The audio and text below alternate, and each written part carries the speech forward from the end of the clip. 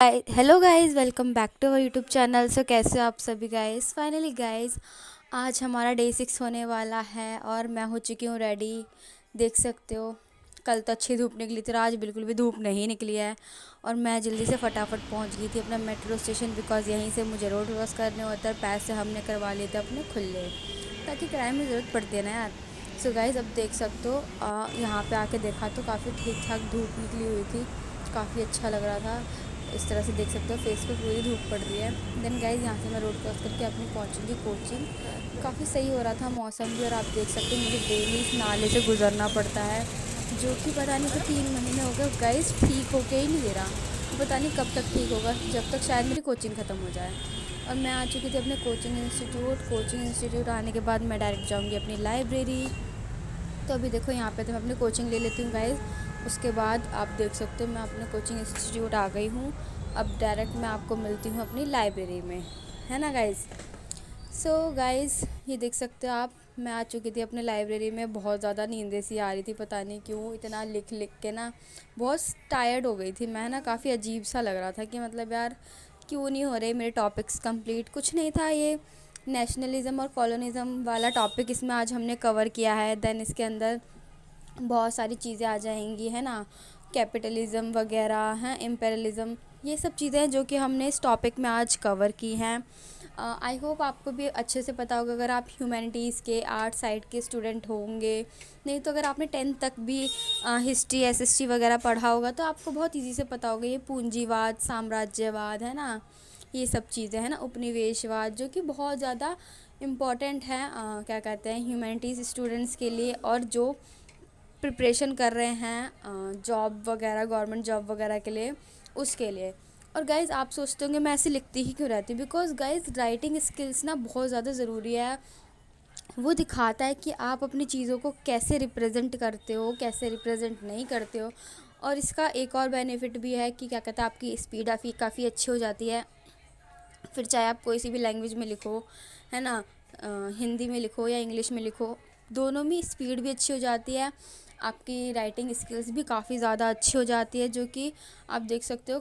Consistence होके एक बार लिखना पड़ता है आपको ना, थोरोली रीड करते रहो। देन अपने माइंड से कुछ सामने से देख के, है ना, अपने जो भी आपने फ़ोन वगैरह उसमें से देख के आपको इस तरह से नोट्स प्रिपेयर करने होते हैं।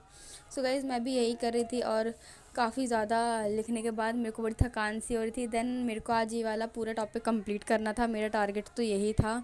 तो एंड में आप देख सकते हो मैंने ना अच्छे से सारे टॉपिक कवर कर लिए थे, और मैं बहुत ज़्यादा थक गई थी। फिर मैं थोड़ा सा मन में भी रिवाइज़ करती रहती हूँ कि हाँ, इसमें ये चीज़ भी आ सकती है, बिकॉज़ एग्ज़ाम है ना मेरा, तो उसमें तो मुझे बहुत ज़्यादा लिखना ही होगा।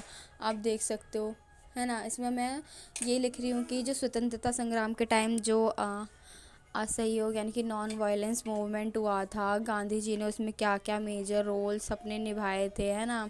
वो सारी चीज़ें, क्या क्या आंदोलन हुए थे, कौन कौन से एक्ट जो थे उस समय पारित किए गए थे, है ना, कौन कौन से रिवॉल्ट हुए थे, कौन कौन से वो कांड कह सकते हो आप, जैसे जलियांवाला बाग हत्याकांड हो गया 1919 वाला, है ना। तो बहुत सारी चीज़ें हैं जो इसमें मैं लिखती हूँ, है ना। अधिवेशन वगैरह, कांग्रेस अधिवेशन, देन दांडी मार्च है, चोरा चोरी वाला हत्याकांड भी इसमें हम मेंशन कर सकते हैं।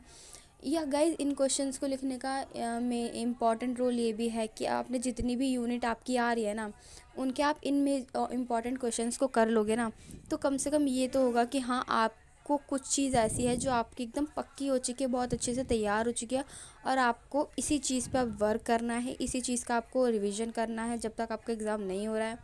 तो मेरा तो मेन मोटिव यही होता है, अपने नोट्स को इस तरह से लिखो कि एग्ज़ाम से पहले आपको फिर कुछ भी याद करने की ज़रूरत ना पड़े, मतलब बुक खोलने की तो ज़रूरत ना पड़े।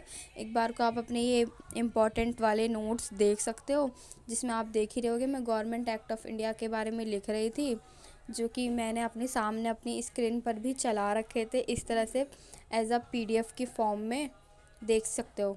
तो वही चीज़ मैं अब अपनी राइटिंग स्किल्स में कंटिन्यू कर रही थी।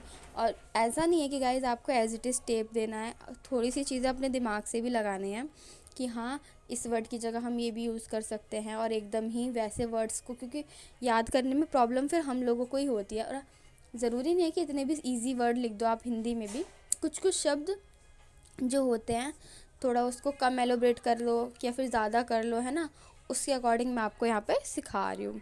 सो गाइज़ आज का ये यही होने वाला था। आई होप आपको ये वीडियो या फिर ये व्लॉग पसंद आया होगा। सो गाइज़ ऐसे ही पूरा हार्ड डे चैलेंज कंप्लीट करने के लिए आप लोग भी मेरे साथ बने रहिए और आप भी अपनी एक स्ट्रेटेजी मेंटेन करके चलें जिस तरह से मैं चली। So finally guys thanks for watching my YouTube channel. Bye bye, love you, see ya, अपना ध्यान रखना।